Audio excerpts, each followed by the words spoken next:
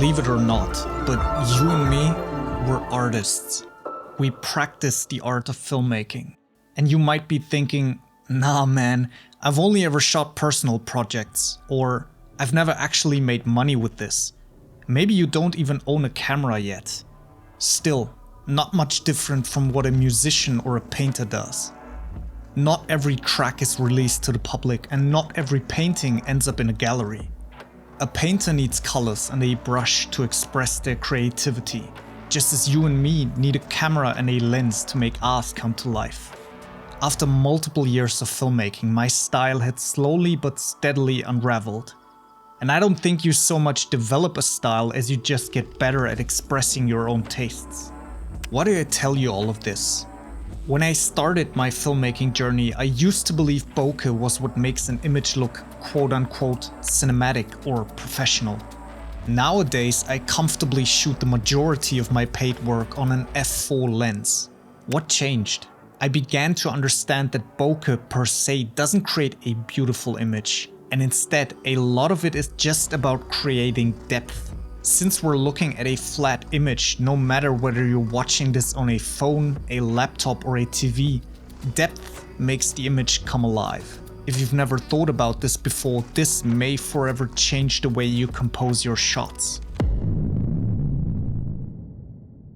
In January, I created a long-term review for the Tamron 28-75 f2.8. A standard zoom lens that is very near and dear to my heart. I'll link to it at the end of this video as well as in the description box. It was the lens that helped me start my career, and even now, after Sony and Sigma both released their second generation 24-70s, I still believe the Tamron to be a great deal. So why did I sell it for another standard zoom lens that is more expensive and slower at the same time? The answer is dead simple. The Sony 20-70 f4 is one of the most versatile lenses you can own right now. But wait, the 24-105 has even more reach, and there's constant f2 zoom lenses by now. And isn't the look of modern lenses way too clinical anyways? Kick back, relax, and let me tell you exactly how the 20-70 f4 has changed the way I look at filmmaking equipment forever. Do you like to zoom? Strange question, right? I mean, we're talking about a zoom lens after all. Then you might be surprised to learn that the 20-70 f4 is parfocal, while neither the new Sony 24-70, the Sigma 24-70, nor the Tamron 28-75 are. A lens is considered parfocal when it doesn't lose focus while you go through the entire zoom range. Now, don't be fooled. The three competitors I just listed try to compensate for this with autofocus, which can work on static subjects. But this quickly becomes problematic when dealing with movement, like in this example. Whenever I can, I rave about clear image zoom on Sony cameras and how it can basically turn prime lenses into zoom lenses.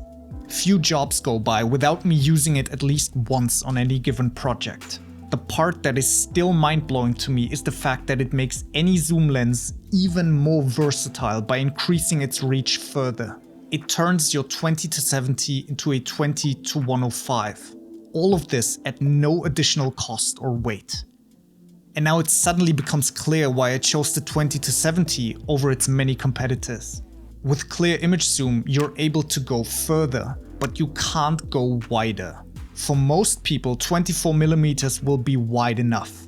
The Tamron with its 28mm at the widest served me well for a long time. But after getting into real estate videography, I needed something different.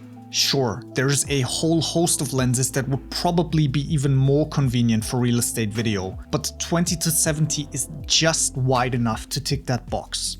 After months of use for client work and my creative projects, I've hardly ever encountered a situation where I needed to go wider or tighter. I'm a big fan of vintage lenses, or rather the look of vintage glass. And so are many of you guys. I mean, look at Hollywood. Dune 2 was partially shot on rehoused Soviet vintage lenses. That character is something most modern lenses are sorely missing. But there is an argument to be made for modern clean optics. Why? None of the footage you've just watched was shot on vintage glass. The look was entirely created during post-production. This clinical base offers immense versatility. The more time I spend on set, the more I realize how valuable a light kit can be. You can always pile on a monitor, a V-mount battery, rods, and side handles if you enjoy a weighty setup. That said, large and heavy setups aren't always practical. In the past, I've talked about The Creator a couple of times. That Hollywood movie that was shot on Sony FX3s. Remember why they picked the FX3 over any other camera? Low light capability and the form factor. They deemed a light setup to be of utmost importance to their run-and-gun style approach. And so do I. With just 488 grams, the 20-70 can easily be used all day without getting tiring. For such a versatile zoom range, this lens is significantly more compact than its many competitors in the 24-70 lineup. And luckily, it doesn't sacrifice on quality of life features you'd be expecting from higher priced lenses. During this festival shoot, it got soaked in heavy rainwater for over 2 hours straight and performed flawlessly. This was my first time shooting in poor weather conditions and gave me the confidence to not worry about bad weather anymore. And then there's 2 programmable custom buttons, as well as an aperture ring that can be clicked, declicked, or locked.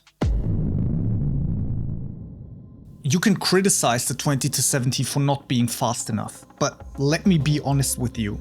Most people out there absolutely, positively do not care about f2.8 versus f4. Frankly, the people who end up paying you do not care. I think most of us forget this.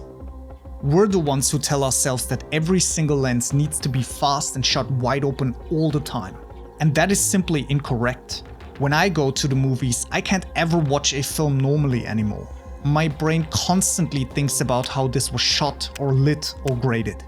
Someone who casually goes to the cinema or confuses color grading for simply using a filter isn't even able to pay attention to these elements, because their brain has never learned to look out for these things. Beautiful images aren't simply created by bokeh alone, and neither are beautiful images destroyed by the absence of bokeh. If you learn how to compose and light your shots properly, you'll be able to make any lens look good, period. This next part is going to be the deciding factor for many of you. As we've just learned, bokeh isn't the end-all be-all for professional videos, but the f-stop directly corresponds to how much light is hitting the sensor. Especially important for run-and-gun shoots where you have no control over the exposure of the scene. Big problem, right? Not really. This is where the second base ISO of 12,800 from Sony's full-frame video cameras comes into play. FX3, A7S III, even the ZVE1, they are still the perfect match for slower lenses. In many cases, exposing properly isn't as difficult as you'd think, but I'll be absolutely honest with you. Festivals, concerts, and events at nighttime or in a dimly lit setting can be difficult. And this is where you'd want to switch to a faster lens. A different tool for a different job. And my recommendation wouldn't be to get a standard zoom that is marginally better in low light. There have been situations in the past where I've had to work hard to get good shots, even when using f2.8 lenses. Grab a fast prime lens instead for these special occasions. I chose the 35mm f1.8 to complete my new kit. The Sony 20-70 isn't a perfect lens, but quite frankly, if you're still looking for that, you're just gonna end up disappointed. Otherwise, we'd all be shooting with the exact same setup by now. Let's not pretend that an aperture of f4 is right for any job. I've created this review hoping to be able to give you a different take on filmmaking gear. An individual piece of equipment is neither right nor wrong. Context is the deciding factor here. I shoot corporate videos, events, products, commercials, festivals, real estate, the list goes on. This, however, means I can't be too specialized. Instead, I needed to find a kit that works perfectly in harmony. And I consider my current setup to be as good as it gets for my specific needs. Sony 20-70 f4, Wide enough for real estate video, tight enough for beautiful close-ups and run-and-gun shoots. The Sony FX3 and ZV-E1 increased the lens's zoom range even further and balance out most low-light concerns due to their high second base ISO.